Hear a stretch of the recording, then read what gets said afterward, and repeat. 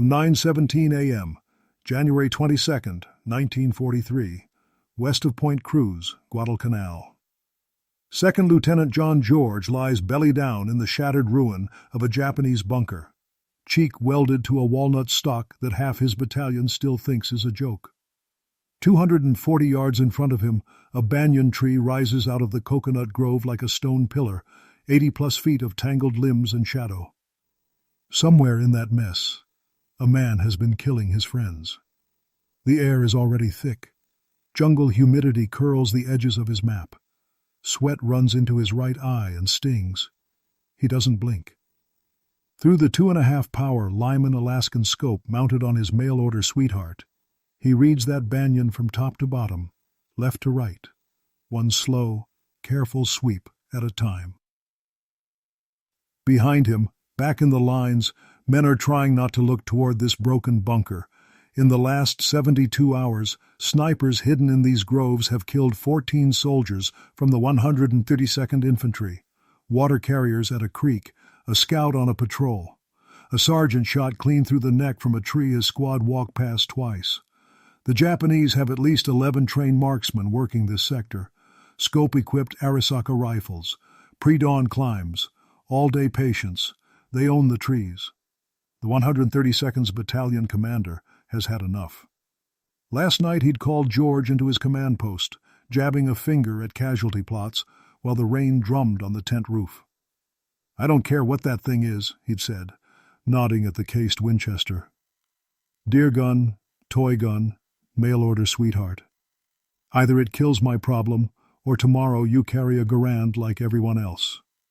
So here George is, 27 years old, former Illinois state rifle champion, Pacific mud in his boots, 0 combat kills on his record, and one very expensive American sporting rifle braced into a captured Japanese firing slit.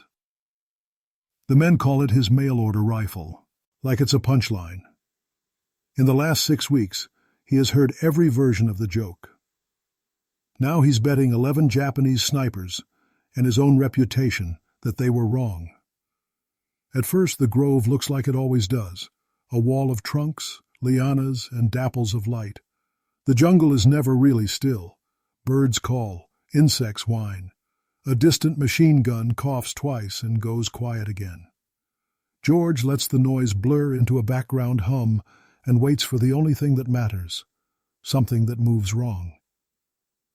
At 09:17, a branch 87 feet up the banyan flexes in a way no wind ever made it move. He stops breathing.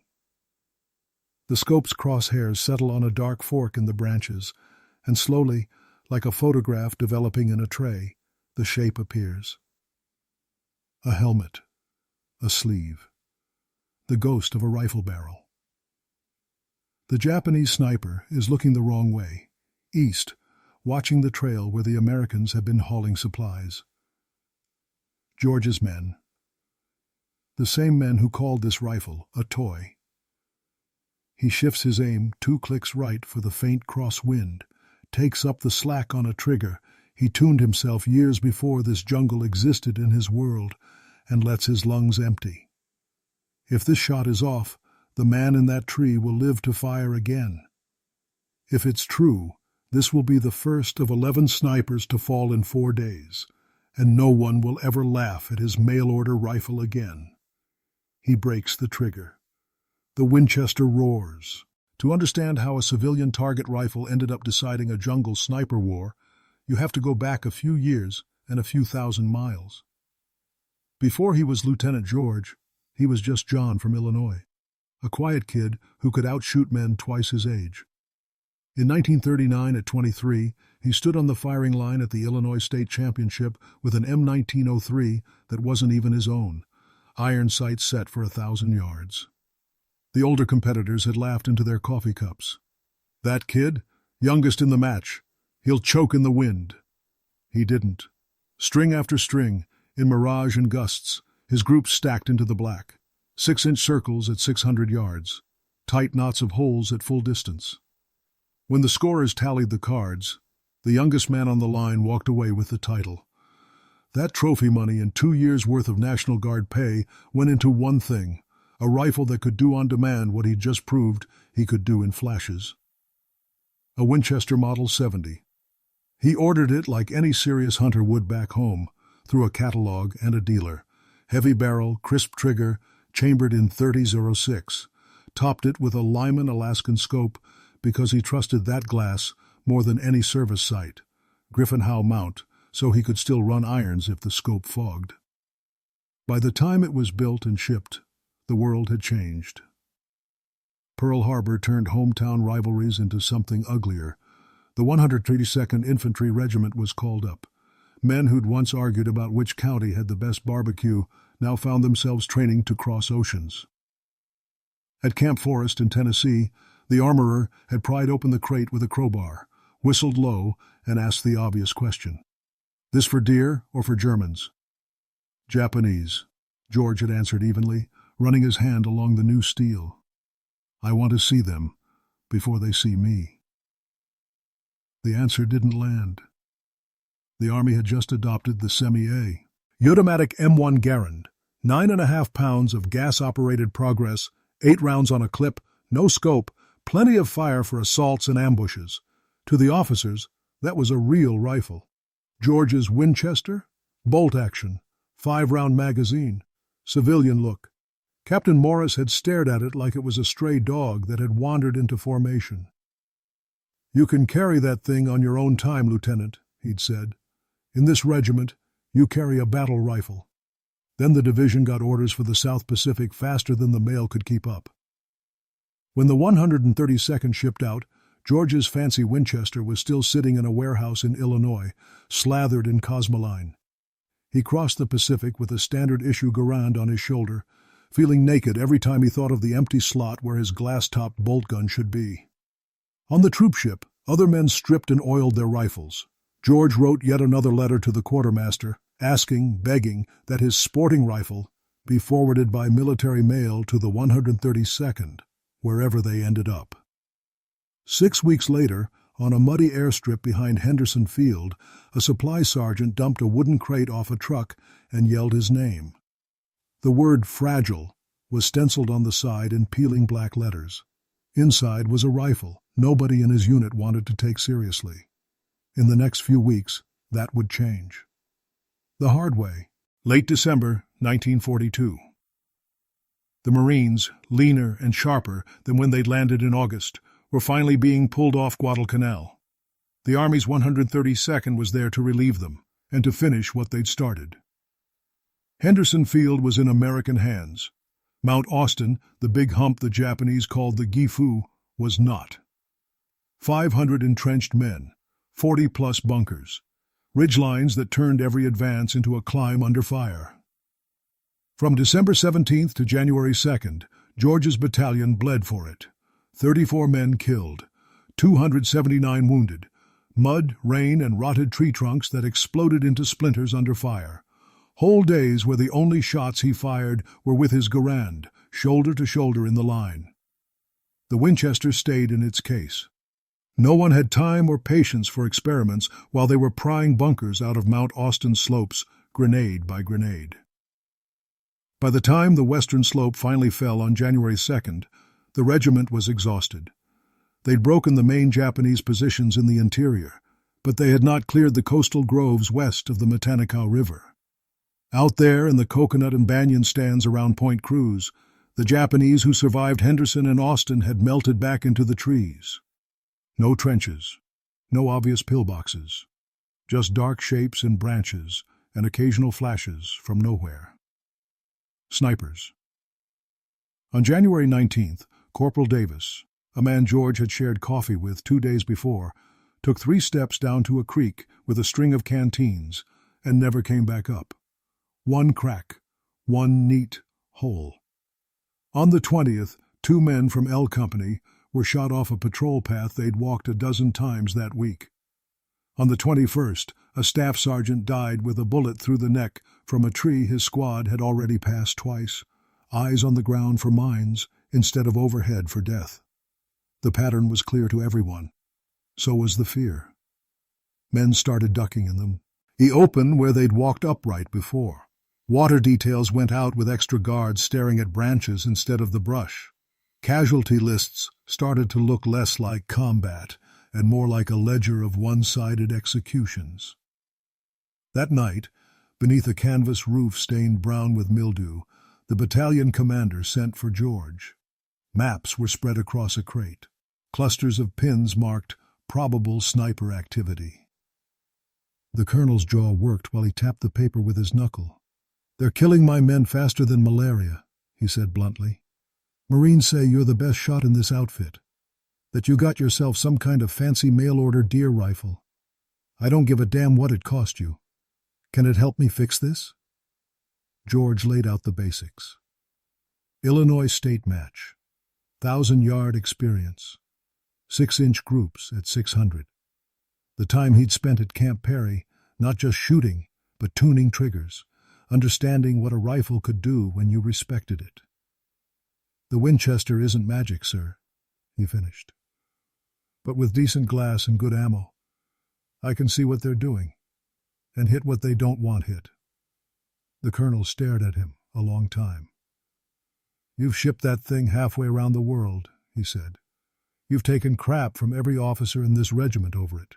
You're telling me it's more than a mascot?" "Yes, sir."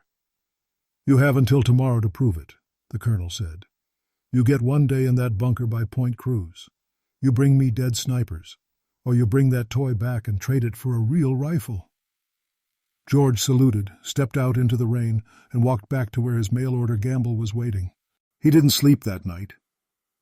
In a slit trench just off the battalion area, under a poncho that did very little to stop the drizzle, George broke the Winchester down one more time. Cosmoline from its ocean voyage still hid in odd corners. He wiped and swabbed until every moving surface was clean. Checked the Griffin Howe mount screws with numb fingers. Made sure the Lyman Alaskan sat square and true above the bore. He laid 5 rounds of .30-06 hunting ammunition, soft-point bullets he'd packed months ago in Tennessee, next to a bandolier of standard military ball. He knew he could mix them if he had to, but he wanted his first shots on Guadalcanal to be with cartridges he trusted. Before dawn, he walked alone to the ruined Japanese bunker west of Point Cruz. 3 days earlier, his battalion had taken it in a short, violent assault. Now it sat like a broken tooth on the edge of the coconut grove, concrete cracked, roof partly caved, but with one firing slit still intact and commanding a view of the trees. No spotter, no radio man, just George, the rifle, a canteen, and 60 rounds in stripper clips. He eased into the shadowed interior, found a stable rest, and waited for the gray light of morning to thicken into something he could see through. The Lyman's 2.5x magnification wasn't much by peacetime hunting standards, but out here it was a superpower. It turned the vague smear of greens and browns in the canopy into individual branches, scars on bark, the suggestion of man shapes where there should be none. He worked the scope slowly, forcing himself to scan in a pattern, left to right, top to bottom, never rushing, never jumping around in panic. At 17, the banyan branch moved. No wind tickled the leaves. No bird fluttered past. It slid, just a fraction, under the weight of something shifting its balance. Then the shape resolved. A man in dark cloth, body wedged into the fork of 3 branches, rifle parallel to the trail, face turned away. The Japanese sniper never knew his world had changed. George exhaled, broke the trigger. Up in the tree the man jerked, his rifle jolted loose. Both man and weapon cartwheeled through 90 feet of air. Branches slapped and broke as they fell. Then they hit the ground with a thud that George couldn't hear, but could almost feel. He worked the bolt in one smooth motion, brass arcing out of the ejection port, fresh, round sliding home. He didn't look up in triumph. He went back to the glass. Japanese snipers rarely worked alone. At 0943, he found the partner. Different tree, 60 yards north. This one had been waiting, hidden lower on the trunk. Now, shaken by the fall of his comrade, he was retreating. climbing down sideways, boots feeling for holds. George led him slightly, as if on a moving target at a match. One clean shot.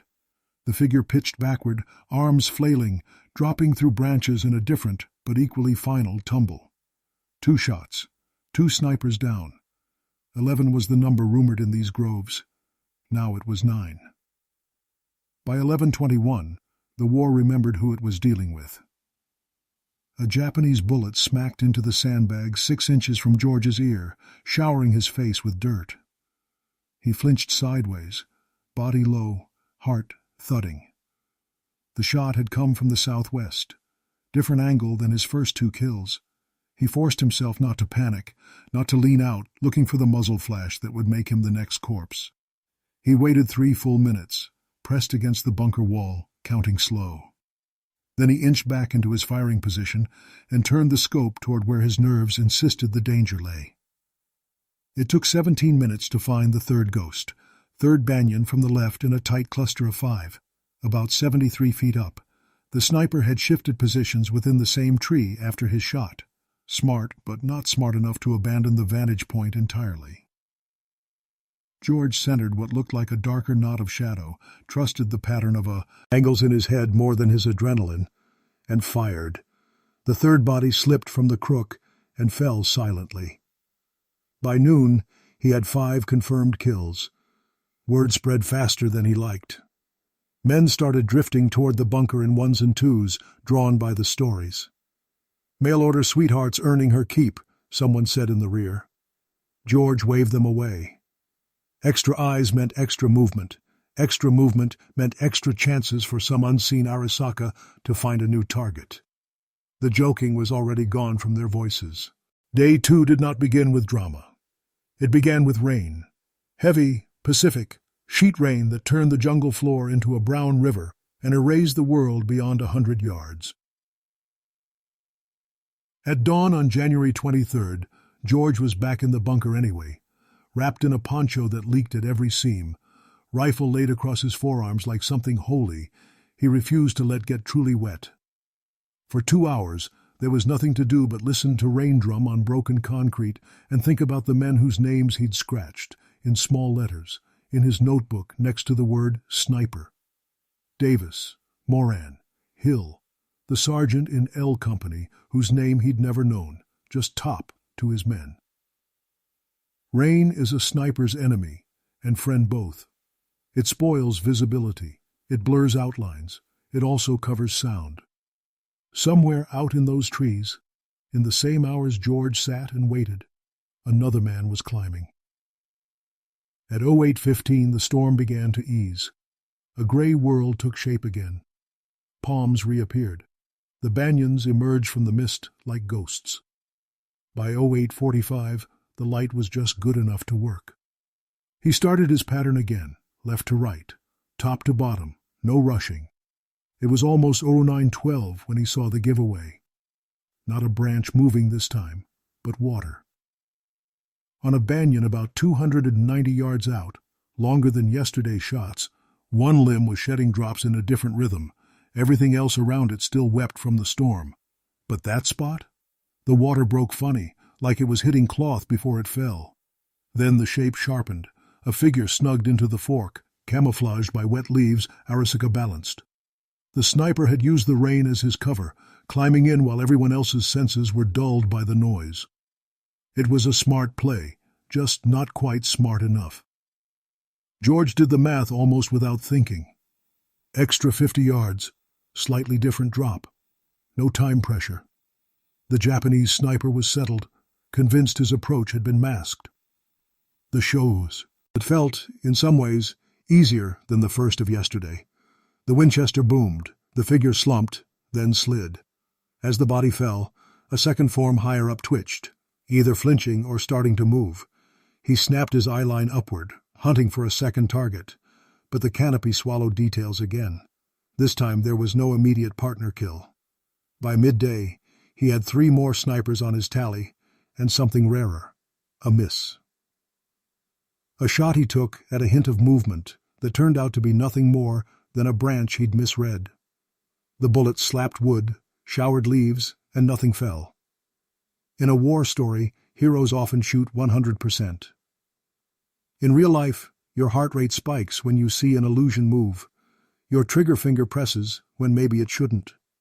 The important part isn't perfection, it's what you do next. George forced himself to slow down. The Japanese were changing their behavior. After that first day, they moved less. They watched longer. They only took shots when they thought conditions were perfect. He had to be better at being boring than they were. Hour after hour, he lay in that stinking bunker, back spasming, eyes burning, and did the most dangerous thing a man can do at war. He waited, and somewhere out beyond the banyans, 11 sets of eyes became 8, then 7. By the afternoon of January 23rd, the unofficial scoreboard had shifted in a way you could feel, not just count. On the 19th, 20th, and 21st, the battalion casualty sheets had carried new sniper victims every day. On the 22nd, after George's first 5 kills, there were none. On the 23rd, after 3 more, there was 1.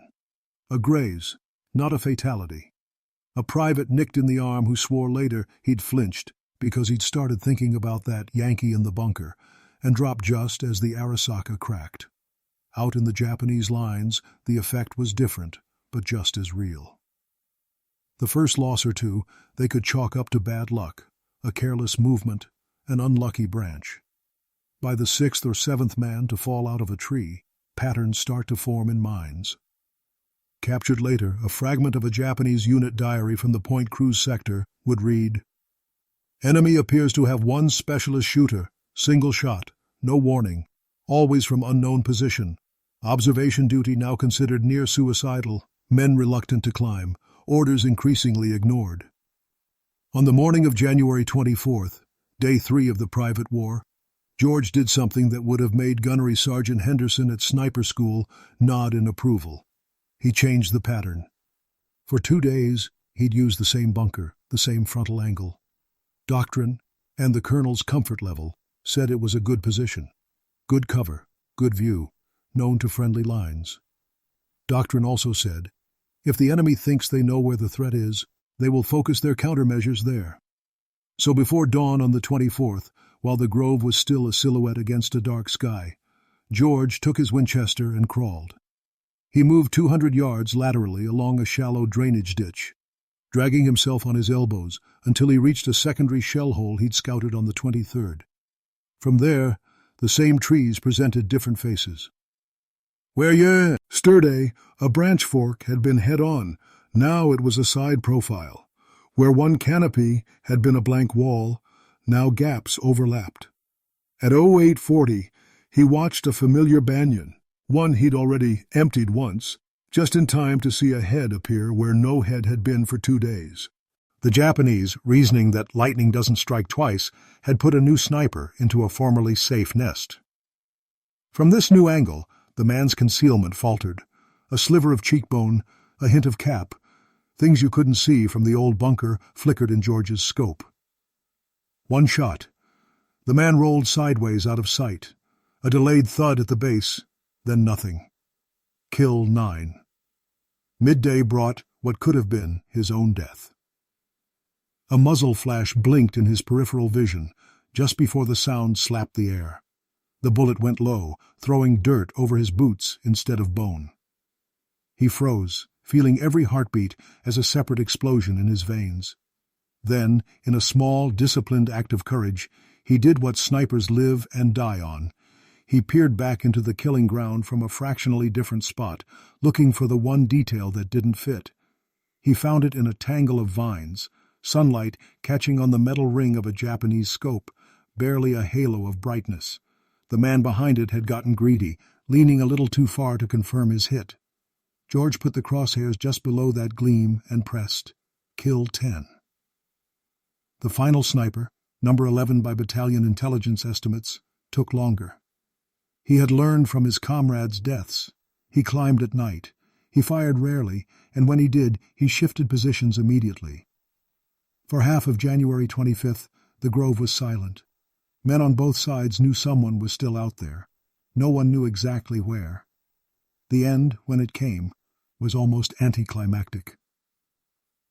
Late in the afternoon, As the sun slanted low, a single shot rang out and smacked a tree trunk 3 feet above the head of a corporal in K Company.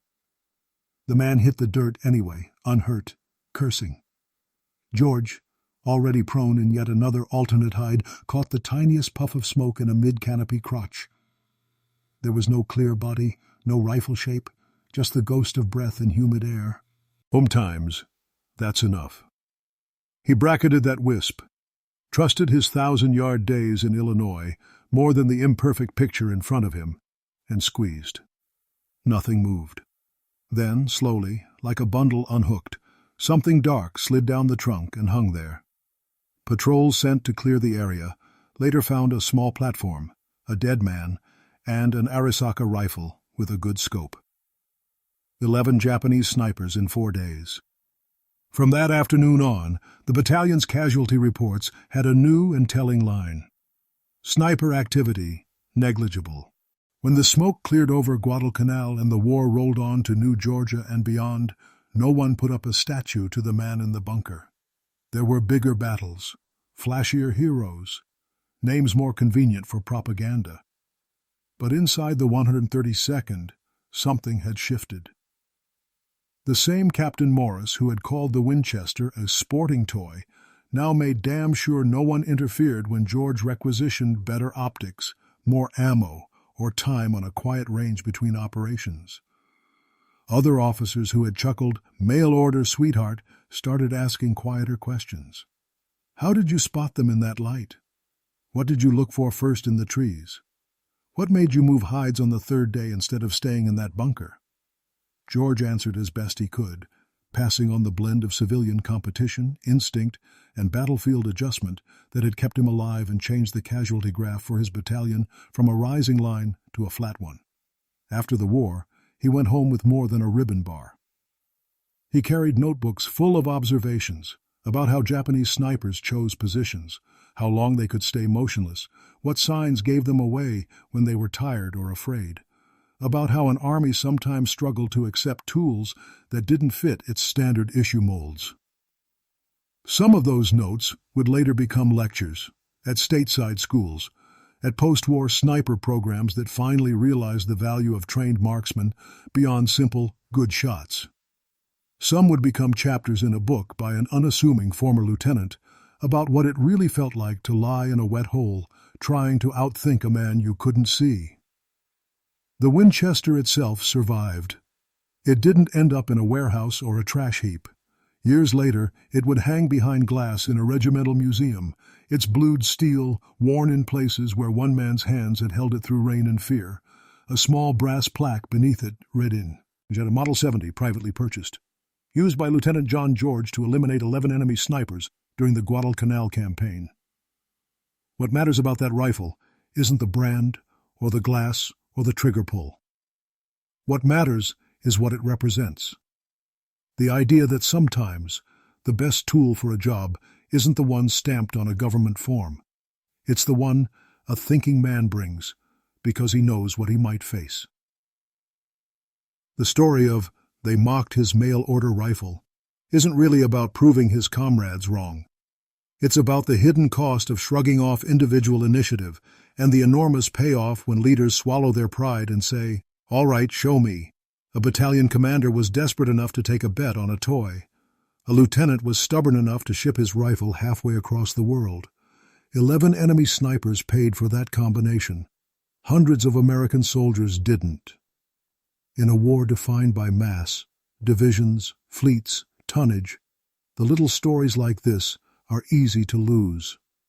The man in the bunker with the mail-order rifle, the tin cans on a string, the mechanic with a file on a throttle stop, the radio man who rigs an antenna from scrap. They all whisper the same lesson. You don't just win by having more. You win by thinking better. If you made it this far, you're exactly the kind of person who keeps these stories alive. So don't just scroll on. Hit like so the algorithm doesn't bury this one. Subscribe for more forgotten micro-histories from the Pacific and beyond. And drop a comment if you or someone in your family ever had to prove that a toy tool could do very real work under fire. Because somewhere, right now, There's another George cleaning some weird piece of kit everyone else laughs at, and the next fight might just hinge on whether someone trusts him enough to let him bring it.